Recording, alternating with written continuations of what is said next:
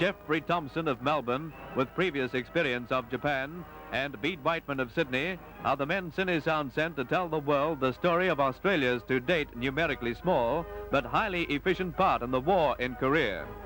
Iwakuni Southern Honshu is the main base from which the air war against the North Koreans is being fought. It will be a startling fact to Australians that hundreds of skilled Japanese now work side by side with our own men in keeping the aircraft flying. 5 years ago, Korea was Japanese territory. The Japs apparently have no wish to see the United Nations forces thrown out. Concentrated small arms fire by North Korean infantry has achieved some success, and this bullet-damaged fuselage is proof of it.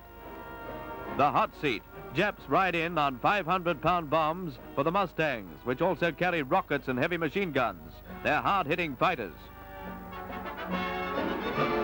Commanding officer of 77 Squadron is quiet, efficient Wing Commander Lou Spence, DFC. Each morning he says so long to his wife and children, and like millions of civilians, leaves for the office, which happens to be the Korean front line. When he says he's had a hard day at the office, his wife believes him. In operations room, intelligence deals out the gen for the day's strike. Interest is in the Daegu Bulge, where North Koreans are making an all-out effort to capture the city and vital airstrip. They will strike at the enemy within 5 miles of the strip. The boys move out to their aircraft. This is Japan's midsummer. Temperatures are high and humidity extreme. These Australian pilots have earned the complete respect of the Americans because of their achievements in action. They have played an important part in helping to stiffen morale of ground forces, which had been gravely affected by overwhelming numbers in opposition and early lack of tanks and other weapons. It is important to recall that the war broke out in Korea on June the 25th, and the men of the Australian squadron went into action alongside the Americans 8 days later, the first United Nations unit to do so. Spence gives the signal and the planes move out. Aircraftsmen fit a Cinesound camera on remote control and a Mustang belly tank. It will bring you some mighty thrilling pictures in a few minutes. Iwakuni control shows the green light and the squadron's away. This time you go with them, seeing what they see through the camera's eye.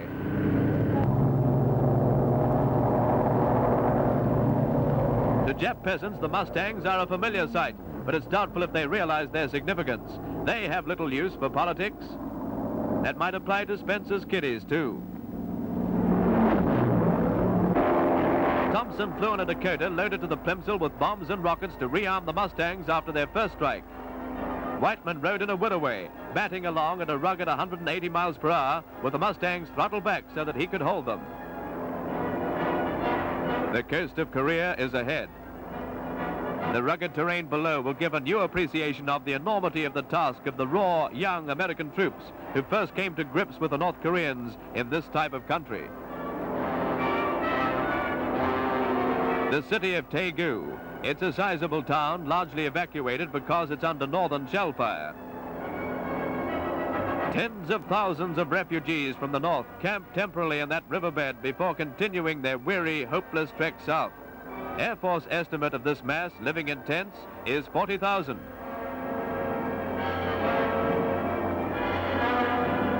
Seconds out of Daegu, we're over the enemy lines.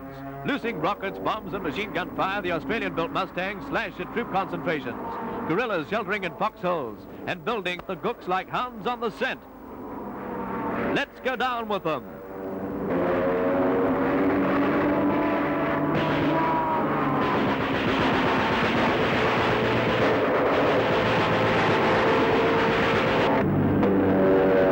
Has proved expensive and not very effective against the enemy's guerrilla tactics. But this dropping method throws him into confusion, weakens his troops' morale. The country is alive with North Koreans. If they're not well under cover, they haven't much of a future.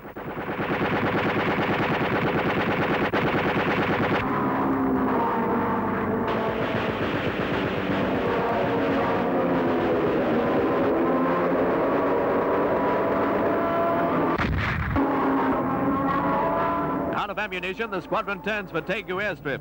It's only a matter of feathering motors and gliding in. Daegu is being stoutly defended. It's the gateway to Busan.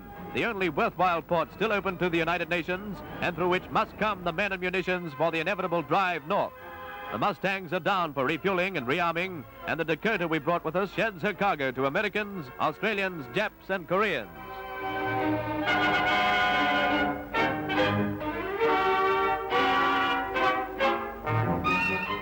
The wind-up for a second edition of Bad News for the North Koreans takes no time at all.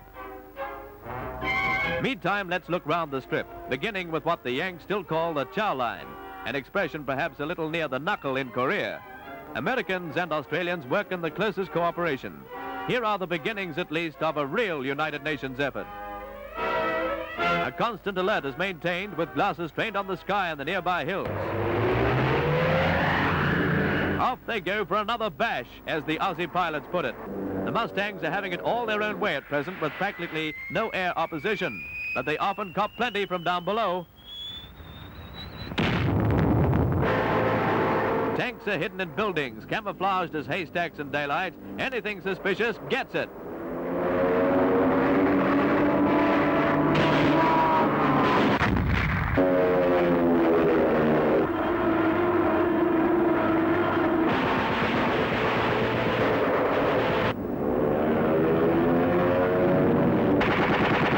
No tribute can be too high to the skill and daring of these Australian pilots. It's terrible flying country and very uncomfortable if a forced landing becomes necessary, but they never let up day after day, going to the office, doing a dangerous job as readily and as easily as if they were out selling vacuum cleaners in suburban streets.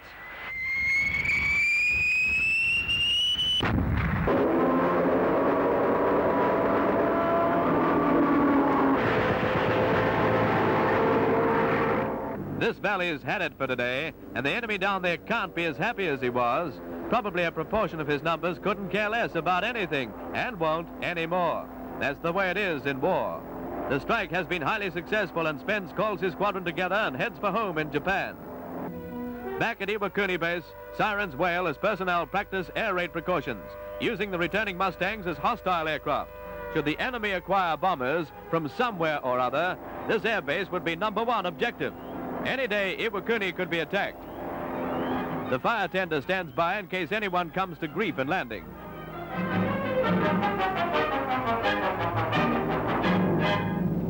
But there are no accidents and the squadron's down. Home in time for dinner, in fact. None of them were detained at the office. They go out of the machine straight into intelligence, where they tell the story of the day's events each from his own perspective. And the wing commander dots the I's and crosses the T's. Spence is a grand leader. Without loss of time, the planes are serviced, refueled, and rearmed for the morning takeoff, a repetition of what we've shown you today.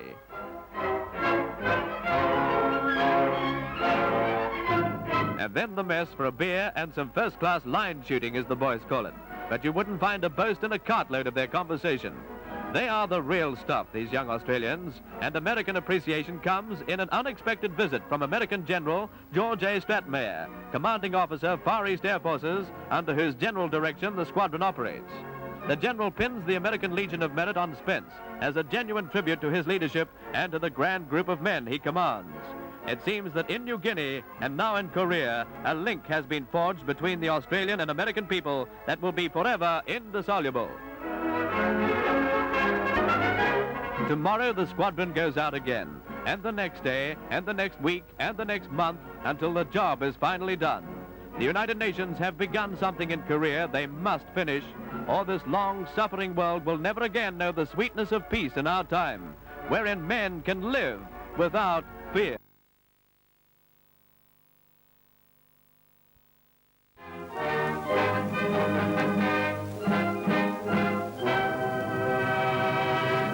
At the Lake Sydney, American and Australian golfers compete before a crowd of 10,000 in a 3,500-pound tournament. Lloyd Mangrum of America finished 5th. Jim DeMarick tied with Victorian Peter Thompson for 3rd. The Americans have big galleries, but so has Australian Norman von Nyder. He's leading the field in the 4th round, and this approach shot tells you why. The beauty! It's a little beauty. The crowd surges to the 18th, where Vaughan sinks the putt for a 4-round total of 288. Only one rival can beat him now. 16 3/4 stone Porky Oliver. The American on the 18th needs a birdie to win. He's been playing brilliant golf and he's 1 under par. The crowd scatters as the ball lands within easy ouch distance of the green. Porky, or Ed if you must be formal, has a big gallery too, and hundreds more rush to see these last few shots. 2 shots to win, 3 to tie with Von Nider. There's the first, and it's not a good one. It leaves him a very long putt for that birdie.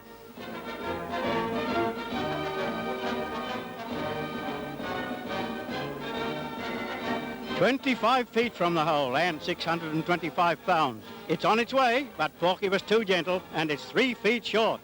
He must sink this to tie now, and he does, sharing prize money of £1,075 with Von Nider. As nice a finish as anyone could have wished for. And the American and the Australian stars play off for the trophy the following day, with another big gallery to watch them. But today's not Porky's day. He's driving well, but his all-round game's not nearly up to Von Nider. The Von's really on the ball. On the 18th, more than 8,000 people see Von Nider approach the green 5 strokes up. Oliver approaches, but he pulls it slightly to the right of the green.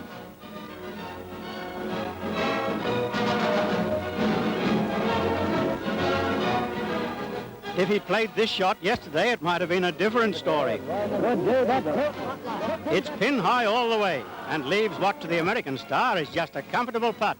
The Von has a longish putt, but it doesn't matter if it doesn't go down. He and Porky will get about £1,000 each from today's gate, plus 500 each in prize money. The Von's 5 strokes up and can afford to be casual. The big crowd gives him and Oliver a tremendous reception. They shared the prize money and the gate, but Von Nider collects the trophy.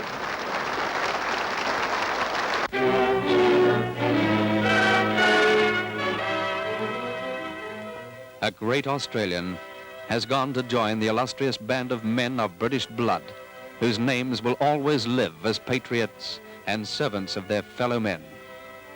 Though William Morris Hughes was reared in Wales, he was as truly Australian as the gum trees he loved. The Little Digger, a proud title he earned from the men of the First World War. Every Anzac Day, rain or shine, he took his position in Martin Place. His life in Australia began in the bush. As stonebreaker, carpenter, umbrella mender, boundary rider, odd jobs man, he was elected to the first federal parliament and remained there for 51 years. In 1913, prominent men of the day gathered for the laying of the foundation stone of Federal Parliament House, Canberra. A quiet, young, and strangely shy William Morris Hughes was there. But it was a long time before Canberra became a reality. The Great War intervened. As Australian Prime Minister from 1916, Mr. Hughes played a vital part, and at its end battled vigorously for Australia's rights at Versailles. He fought President Wilson and was directly responsible for the Australian mandate over New Guinea, a mandate which helped save Australia in the last war. In 1919, after preventing Kingsford Smith entering the first air race to Australia because he had the wrong machine and was ill-equipped, he welcomed the late Ross and Sir Keith Smith, who forged the air link in the then giant Vickers Vimy. Came the years of peace with Mr. Hughes fighting on. Our first duty as Australians is to Australia, to its industries, primary and secondary. But our next duty is to Britain, upon whose strength and power our safety and progress depend. No longer Prime Minister, but always at the forefront, he fought Australia's cause and the cause of the common man wherever he could. And when the Second World War loomed, the old campaigner was there fighting again. The years rolled on. 100 secretaries came and went. And finally, peace again. But William Morris Hughes never ceased his fight for the Australian people, and in the House his acid comment was feared by friend and foe alike. Then came a new facet of his many-sided career. He went before the cameras as an actor, graciously consenting to reenact the part he played in the real-life story of Sir Charles Kingsford Smith. At Cinesound studio in 1945, he made a memorable scene with Ron Randall as Smithy. He memorized his lengthy part in 20 minutes and played the scene without a hitch. He was then 81, truly a very remarkable man. Fiery on the hustings, devastating in debate, there was nevertheless a warm, charming side of Billy that endeared him to all men, whatever their political creed. Traditionally, politicians kiss babies. Billy did nothing by halves. Well, we must go on with this work, and because it is one national in the broadest sense of the term, and although this young gentleman is making a good deal of noise, I have no doubt that if we can understand what he means, it's very much to the point. His last public appearance was at the investiture at the University of Sydney in September, when the degree of Honorary Doctor of Laws was conferred upon him. There he goes, the tiny gnome-like figure around which so much of Australia's history has ebbed and flowed. Varley William Morris Hughes, patriot, great Australian, colourful statesman, and warm human being. We shall not know his like again.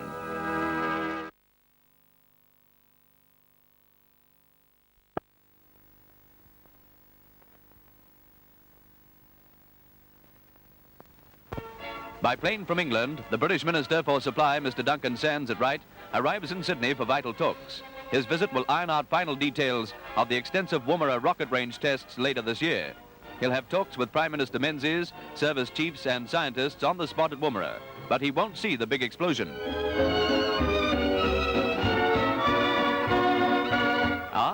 Air travel does broaden the mind, doesn't it? If you can forget Woomera for a moment, try to concentrate on this guided missile. She's flown in to show swimsuits which probably would have just as much effect on the sands of Britain as on the sands at Bondi. In case you haven't woken up, this is an airborne mannequin parade, flying northwards to show the latest in beachwear. Jean Newington models a leopard skin suitable for every spot you can think of. A leopard skin designed to bring round the wolves. The flying fashion show is a new idea, but it's likely to catch on in a big way. These girls are bound for Brisbane and Cairns, probably because they've had a cold, cold winter up there.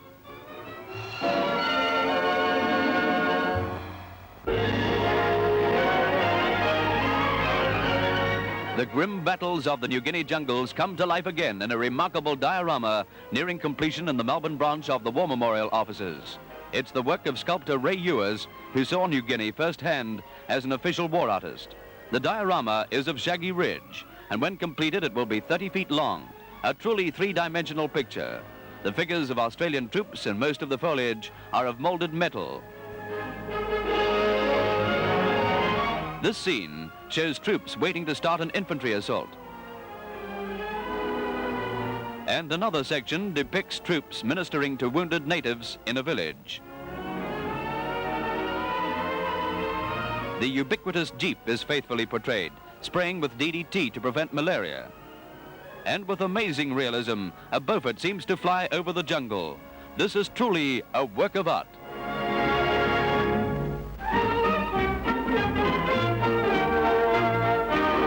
Dr. Kinsey, this calls for another report. Believe it or not, Caramba Colleen, a prize red setter belonging to Miss Clegg of St. Ives, has had a litter of 14, which makes Colleen a literary freak. Parched poochers downing their drink like whoofies at 5 minutes to 6. Thoroughbreds all, the boys are worth 12 guineas each, and the girls 10. Well, I guess that's the way it should be. Gay dogs from miles around shake their heads in disbelief and slink off. Well, there's some doggies that are not in the window. Miss Clegg and Colleen are quite proud of them. But what about Dad? Where's he? Doggone it, 14. I resign.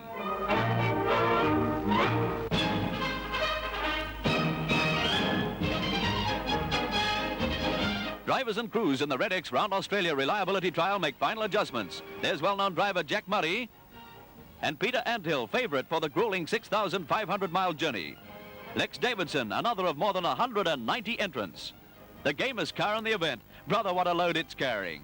As a special aid for recumbent pedestrians, Jack Davey has his name under the chassis, just so they'll know who hit them. Well, it's hi-ho for the open road. This entrant's old enough to vote, the car we mean, but it may make some modern limousines look a bit silly when it gets off the highways onto the corrugated dirt tracks of the outback. Big and small, they're all entered. This one's so loaded it looks like a Sydney tram in the peak hour. The starting point is, appropriately enough, Driver Avenue, Moore Park. Just at the moment, though, there's less park and more people. And here's 63-years-old grandmother Winifred Conway of Rose Bay. She's all ready to sign the register at the booking-in point. Provided she doesn't break too many axles, she'll finish the trial on time, too. The Cinesound Pujo film unit, which will cover the entire course. The job is in the hands of cameraman Lloyd Shields and director Peter Whitchurch. Bill McLaughlin, who's driven twice across Australia, checks over the map with his attractive navigator, Marty Higgs. McLaughlin got to Brisbane with more than 2 hours to spare. Right on starting time, and there goes the first car, pushing through a mass of people, lining the route for miles. More than 200,000 saw the car set out, and just as many will see them return, or those that do return. Car number 2, a little Morris Minor, passes the starting line exactly 3 minutes later. Competitors lose 1 point for every minute they're late or early at each control point. Mr. Red Shepherd, managing director of Red-X, which is sponsoring the trial. Mr. W. Wager of Victoria in a Ford Custom Line. As we go to press comes a flash that this car was wrecked outside Bundaberg and 2 people were injured. 6,500 miles to go. Sydney to Brisbane, Townsville, Darwin, Alice Springs, Adelaide, Melbourne and back to Sydney. And before they get properly going, they're being nipped for bridge toll. It's no good, fellas. Sydney or the bush, the taxes get you just the same. The Cinesound team will make an exclusive documentary of this world's longest and toughest trial and will also send back newsreel stories. At 3 minutes between cars, it takes 9.5 hours to get them all away. The last one leaves at 11:33 p.m. and there's still plenty of spectators there to see them off. The trial has caught amazing public interest. They'll drive themselves round Australia and probably drive themselves crazy.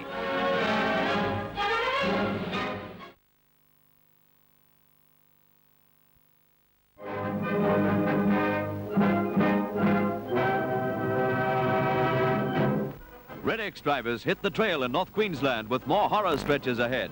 This road's pretty good, but it's the unexpected that's cost plenty of points so far.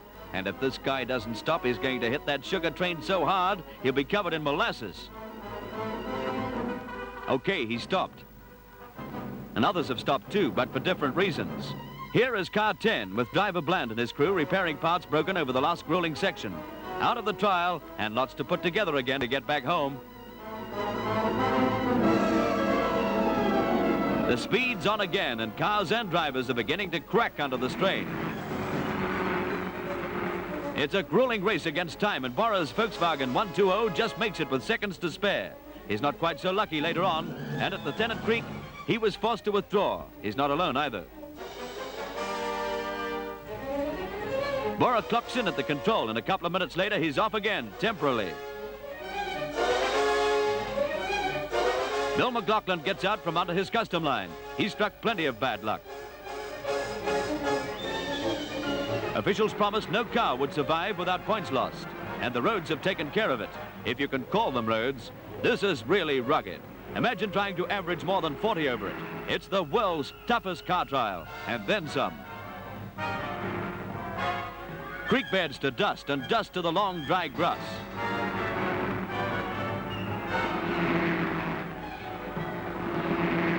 Trial leader Lonnie Whitehead's Volkswagen still going like a rocket.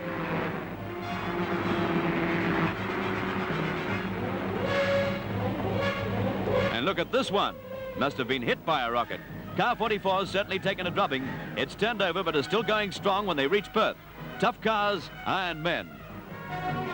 Car 53, Sly's Volkswagen from Canberra, going well here but later withdrawn. Well, we said to look out for the unexpected. At least one driver hit a cow at 60. Exit cow, and another gap in the thinning Red-X field. Across Australia from east to west, hot and dusty and more dust to come. Stifling dust that goes right through the car and makes high-speed driving a real nightmare of nerves and skill. Trial drivers racing against time, dirt and disaster in a 10,000-mile torture trail round the rim of a continent.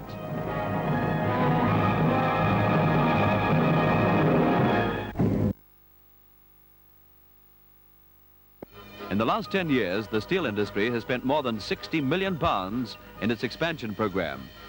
This is far from the average conception of a coal mine, but that's what it is, hard by the giant steel plant it serves. BHP today employs 28,000 people, all helping to produce steel. For ships, for building, for cars, for the 1,001 items that give Australians a standard of living of which they can be proud. Australia is still a small nation, but her industry is growing fast, fed by the world's cheapest iron and steel, and the steel plants are still expanding. Today at the Port Kembla Works, visitors from all parts of Australia and from many overseas countries arrive for the official opening of a continuous hot strip mill that's cost a mere £30 million. The official party includes the Prime Minister, Mr. Menzies, and Dame Patty, who are escorted to the dais by the chairman of the BHP, Mr. C.Y. Syme. The premiers of New South Wales and South Australia and state and federal ministers are also present.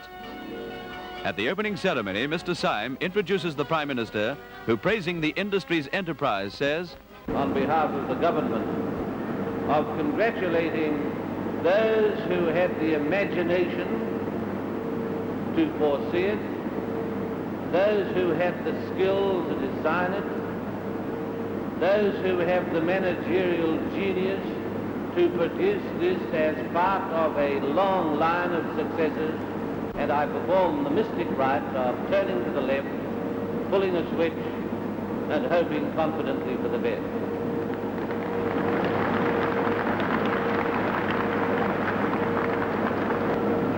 And the expected does happen, right on schedule.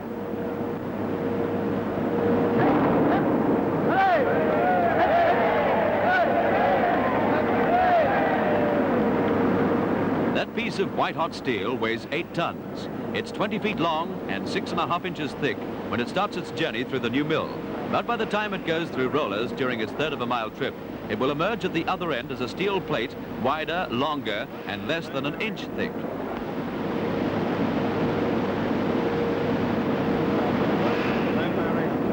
It moves fast, too, up to 25 miles an hour in the later stages. Australian industry needs flat steel, and now it will get it in quantities undreamed of a decade ago. Sheet steel that can be used as plates for ships' hulls, for locomotives or buildings. Steel that can be further rolled to thicknesses for refrigerator and car bodies, kitchen sinks, farm tools, stoves. Yes, thin enough even for razor blades.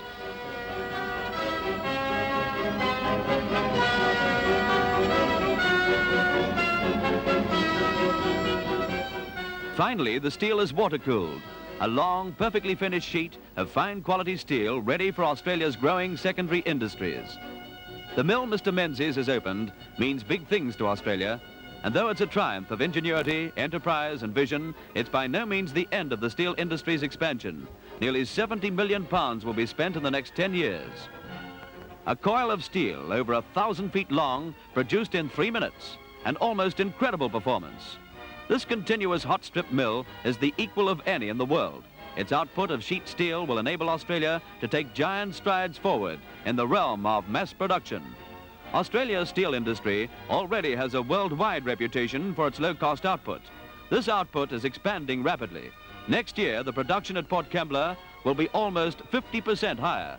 Production like this and plants like this are things of which every Australian can be proud, and they bring benefits that every Australian will share.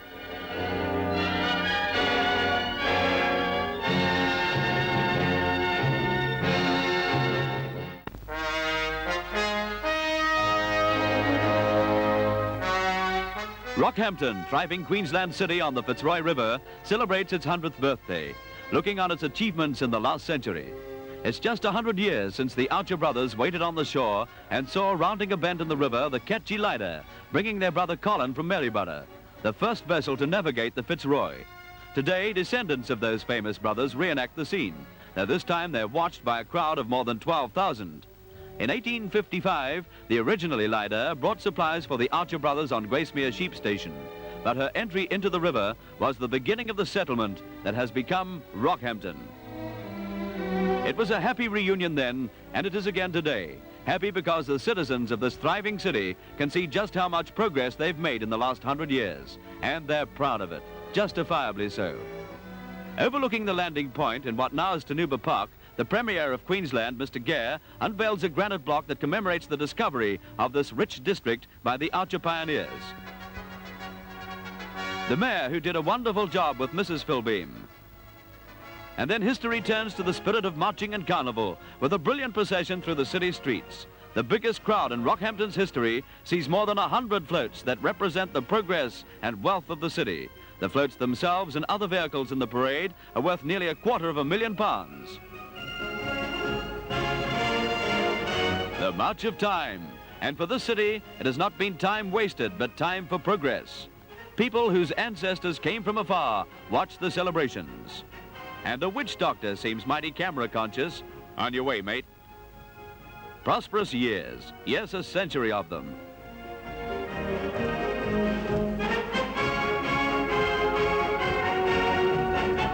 Aborigines. Their people were here when the archers arrived. And it's not that long ago since there were no trains or buses. And the Cobb and Company coach was as newfangled as a jet plane. Wool, that's how Rockhampton started.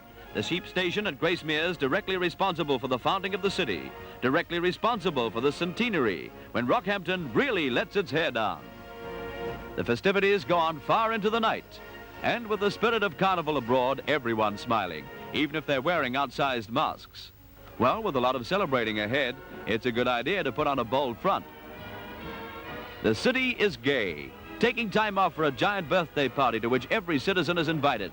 And this party represents 100 years of achievement, a century which Rockhampton, the Central Coast, and all Queensland can look back on with pride.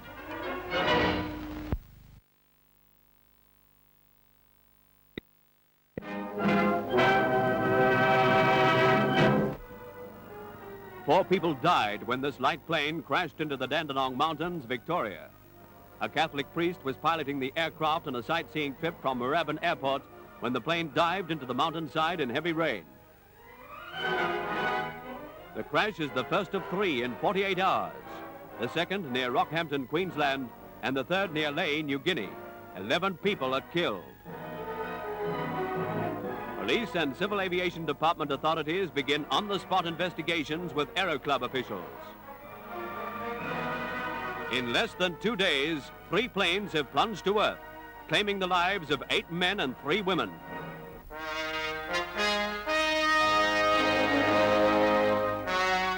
At Yamba on the north coast of New South Wales, there are 4,000 entries and prizes of up to £10,000 for a specially tagged brim in the Ampal fishing contest. And Arthur Larson of Lismore took early honours with a catch of tailor weighing 101 pounds. The anglers really had a field day.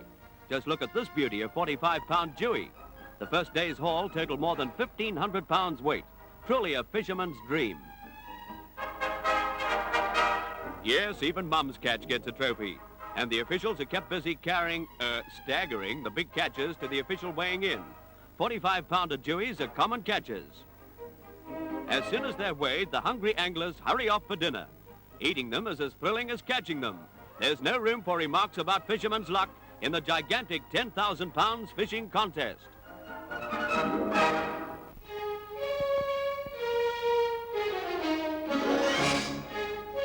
In New Guinea's vast tropical jungles, new industries are being born, and the natives are playing an important role in their land's development. On the outskirts of Wau are magnificent belts of tall timber, and native workmen employed by logging companies are felling trees to feed Wau's timber mills. The jungle trails, which not many years ago echoed with the sound of gunfire, are noisy again with the sound of saws and axes and the cry of timber.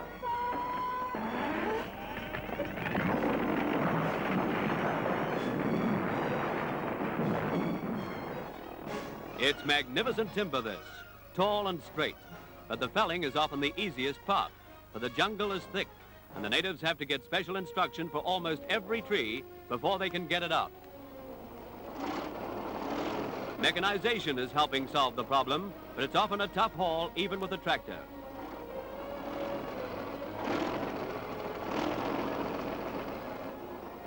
The Bololo River stands between the jungle and the mill, and every log must be hauled across. From the other bank of the Bololo, trucks transport the logs to the sawmill at Wau. Government surveys show that the United States and many other countries are exhausting existing timber supplies, and that the world demand is growing. To the people of New Guinea, this demand is good news. And in their modern mill, the huge logs are being cut down to size for the markets of the world. New Guinea, still primitive, is now awakening. Its tropical jungles may yet bring the tribesmen economic independence.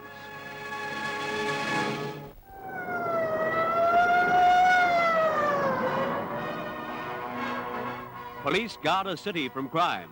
Police cars on night patrol. This car leaving Sydney CIB is one of more than 50 on duty throughout the night, linked to headquarters by two-way radio through the police station VKG. Cinesound cameramen accompany the cars as they keep a constant alert against crime. There's a stream of messages from the radio. Stolen cars, investigations, minor offenses, major crime, alarms from people who ring the police, BO30. Reports are flashed to VKG, and operators on duty call the car nearest the scene. A smash and grab is reported. A patrol car receives a radio call, and detectives type the message as it's sent, with the car speeding to the scene of the crime.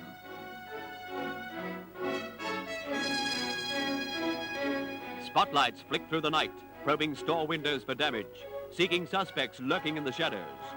Down a dark side street, checking every doorway as they pass. They're getting close now, and within seconds of the message being received, the patrol car is on the spot. Torches flash through the broken window as the detectives search for clues. Other police are already questioning people nearby who might provide information. Back at the police station, detectives have brought in a man for interrogation. It's fast work, but with aids like radio cars, the police can move fast. The man dictates his statement to be signed, and then police will check every detail of it. Meanwhile, another car races towards the city hospital where a man has just been brought in. He's in the casualty ward, the innocent victim of bashes. Quickly, he tells his story and describes his assailants. Other police cars are already searching for them, and their descriptions are being flashed to all cars through VKG. Another part of the city, another alarm. A patrol car called to a tire factory where a passerby has seen an open window. The entrances are blocked, and police inside begin a systematic search. Plenty of room to hide in the dark here, but not enough room to avoid the long arm of the law.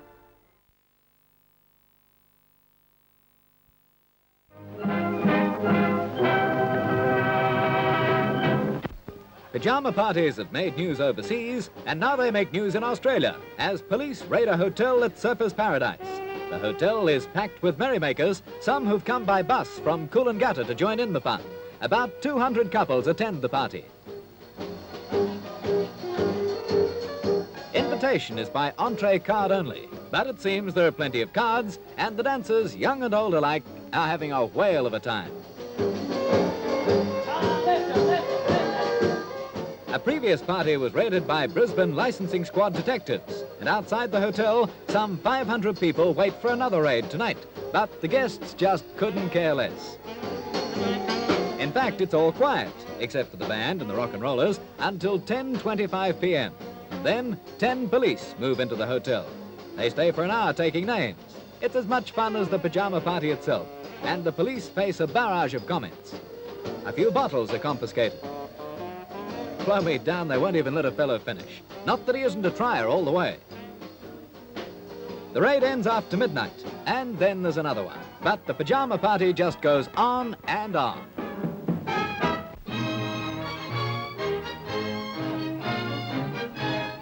British helicopters over Sydney, 3 of them flying in from the carrier Albion as she approaches the heads.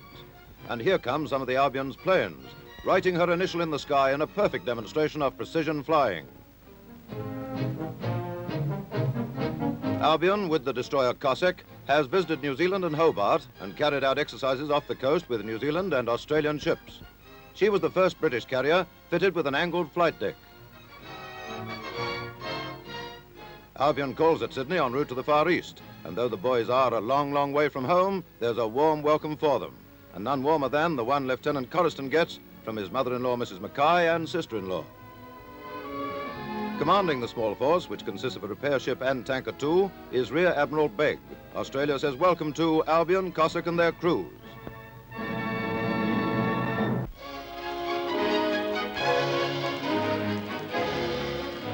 This is Melbourne on a Sunday afternoon, but the streets are deserted on purpose. This is a city after atomic radiation. a dying city, with the last stragglers being cleared from the streets for the filming of Neville Shute's novel On the Beach. Except for the directors and camera crews and their assistants, Lonsdale Street is bare. And then at the entrance to Queen Victoria Hospital, the extras line up to receive their issue of poison pills. In the film, this is the only alternative to a slow death from radiation. Young star Anthony Perkins has an important role in the film, which is being made by Stanley Kramer with Ava Gardner and Gregory Peck in the leading roles. A story by a world-famous novelist comes to life as Melbourne becomes a giant film stage.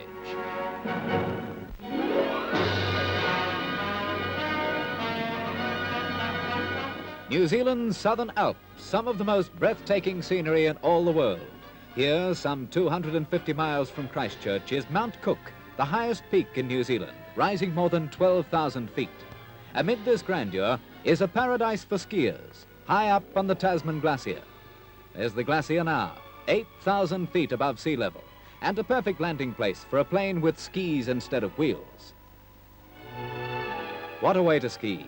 A short flight with majestic peaks and snowlands spreading out below, and then a smooth landing on a glacier where the snow is 300 feet thick.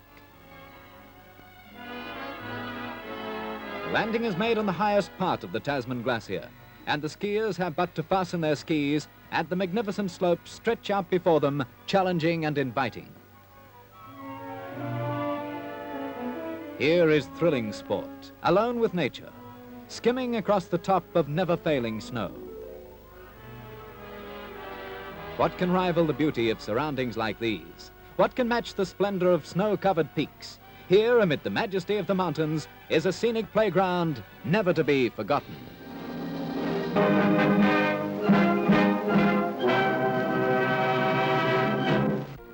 Armed police stage one of the biggest manhunts in Australia's history as they seek Long Bay escapees Simmons and Newcomb. The search concentrates in the Mona Vale area following a store robbery.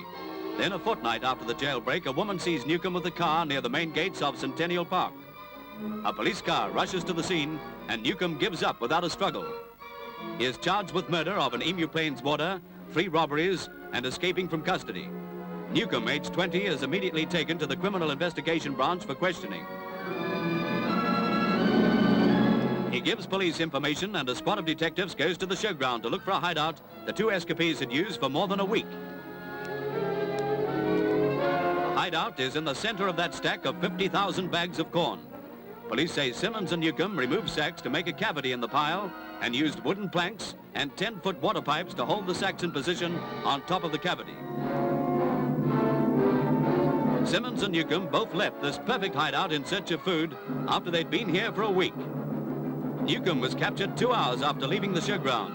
But for Kevin John Simmons, the police hunt is still on.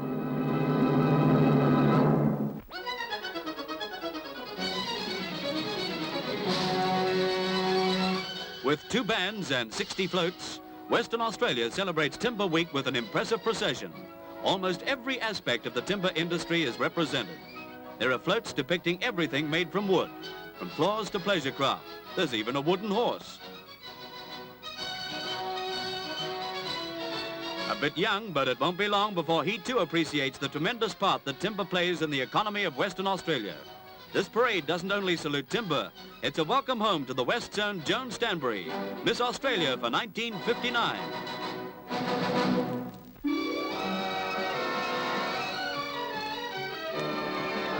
A Boeing 707 jet brings to Sydney the stars of a Billy Graham Crusade Eastman colour film, which will be produced by Cinesound Productions in Sydney. The stars are actress and pop singer Georgia Lee and Hollywood cowboy Dick Jones, who has appeared in many Western films and TV series. The producer-director is Dick Ross, who is president of Worldwide Films. Cinesound will film the picture at Camden, Moree and Sydney. It will have a cast of 44 and 300 extras. Miss Lee gets a koala, and this little lass gets into the movies. But does she like it? She does not.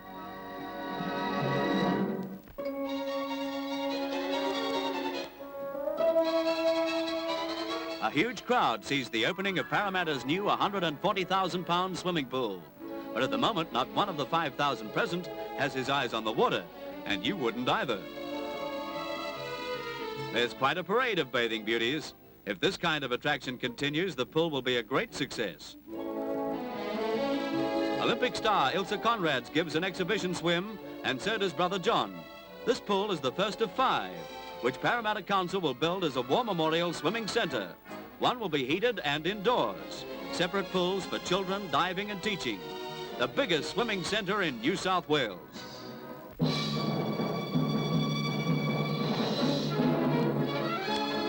The Yass River bursts its banks as a cyclone brings torrential rain to the southern tablelands of New South Wales. Floodwaters roar through the low-lying parts of Yass itself, catching cars, trucks and tractors before they can be moved to safety. A dozen families are evacuated as the rising water threatens home after home and the fury of the torrent mounts. The flood is the worst in Yass's history, isolating the town as it cuts the Hume Highway in 2 places and inundating 3 garages and several shops in the town's main street. A town underwater as the river rises in the wake of a cyclone.